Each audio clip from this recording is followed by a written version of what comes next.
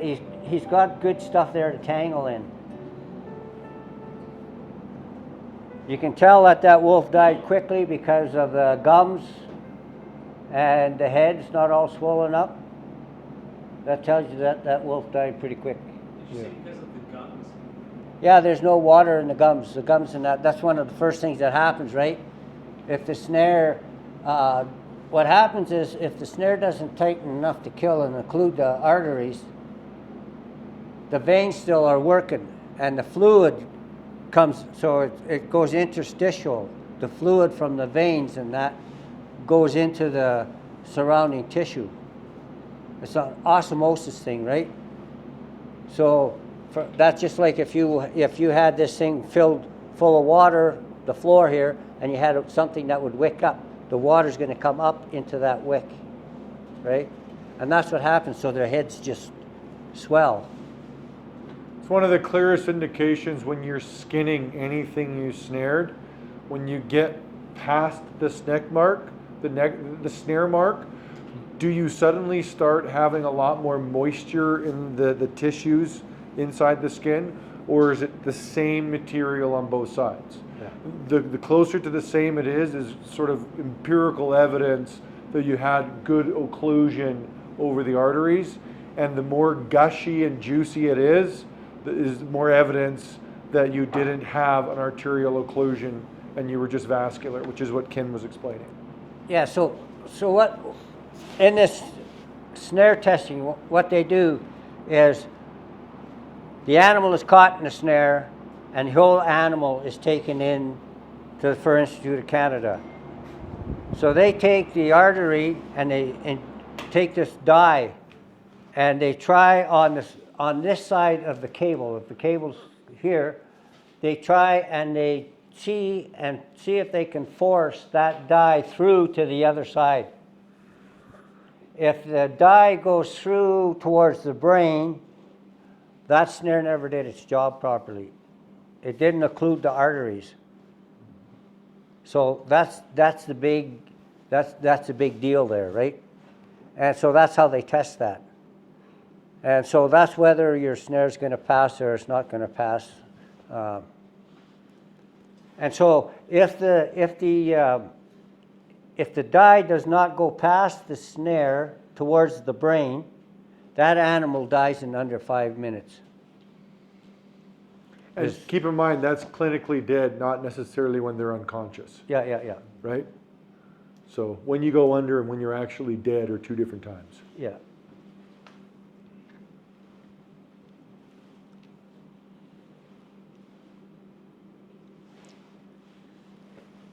So here you can see entanglement, different types of entanglement.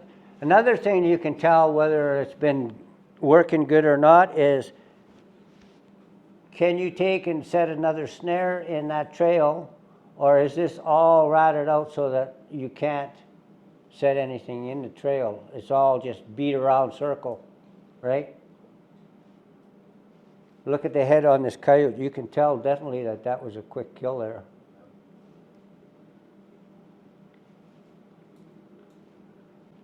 So entanglement, there's an argument. You can go anywhere. There's an argument whether you tie high, you tie low, or whatever.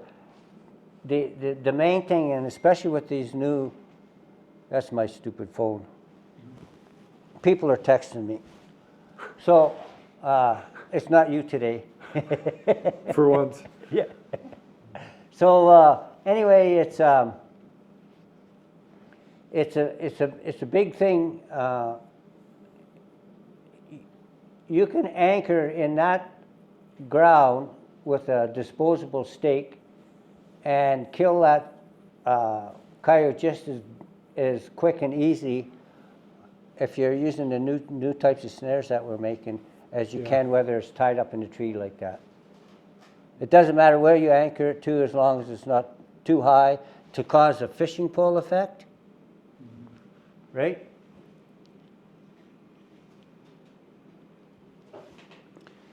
So here you can see some of the gear that we have now on our snares that we're going to be building. This is a pretty thick cable here. but we have a cam lock with teeth in it. That's important. We have the spring. These washers are to eliminate, when the spring fires off, getting jammed up in your breakaway. This here, underneath here, is the breakaway. And this is the collar support. So your number 9 wire, that's the key thing. When you're hanging your snare, that number 9 wire, you want to have that close to the top so that when that snare fires, it rolls and it goes straight down the cable. And so we're going to be using 5/64 cable for the snare and 3/32 locks. Is there anyone here that hasn't really dabbled in the new snare technology?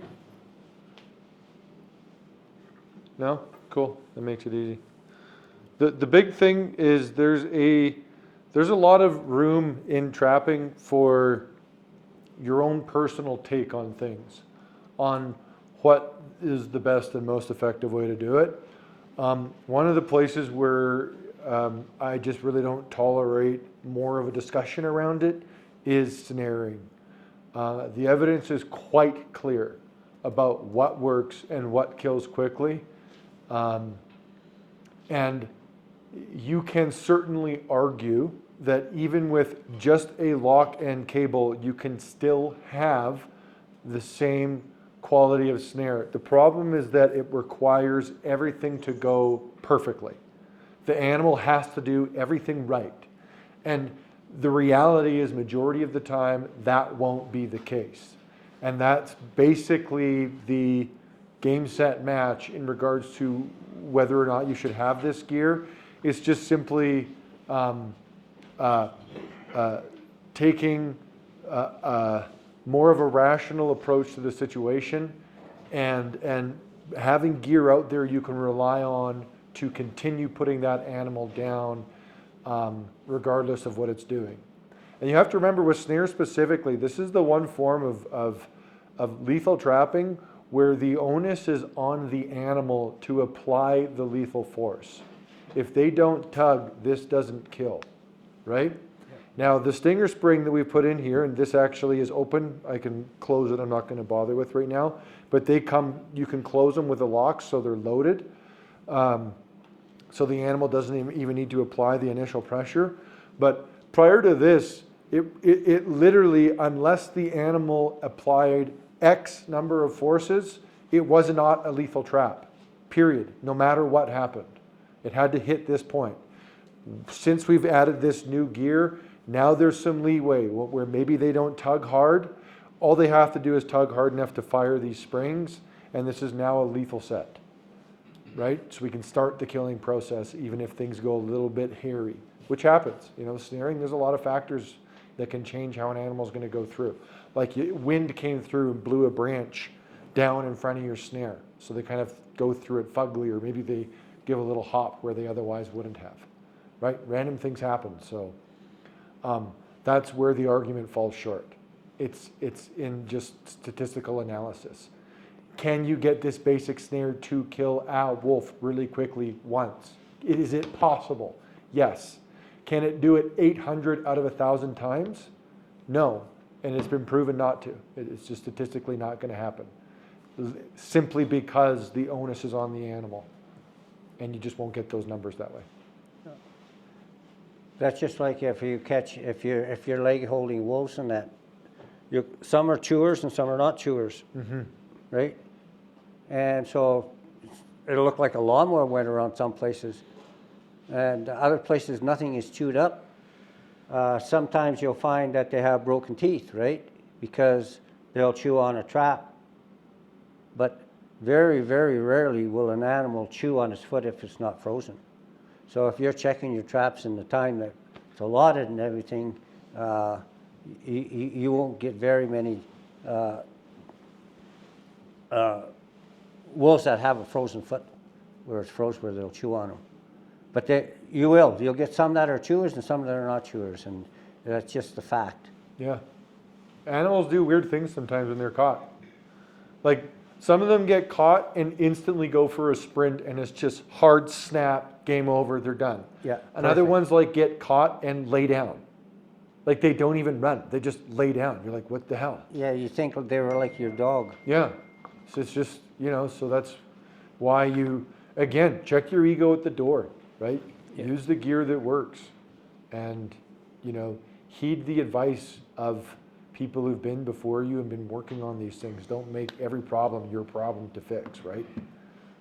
Take the stuff we fixed and run with it.